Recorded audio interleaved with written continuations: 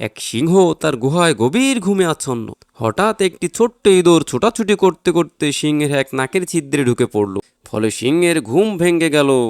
সেই ইঁদুরটিকে থাবা দিয়ে ধরে মেরে ফেলতে উদ্যক্ত হলো। ইঁদুরটি অত্যন্ত বিনয়ের সুরে বলল, দয়া করে আমাকে মেরে ফেলবেন না, সময়ে আমিও আপনার উপকারে আসতে পারি। এ কথা শুনে সিংহটি হেসে বলল, তুই এত ছোট জীব হয়ে আমার কি উপকার করবি। যাক, সিংহটি তাকে ছেড়ে দিল। এর কিছুদিন পরের ঘটনা, সিংহটি একটি দড়ির শক্ত ফাঁদে আটকে গেল।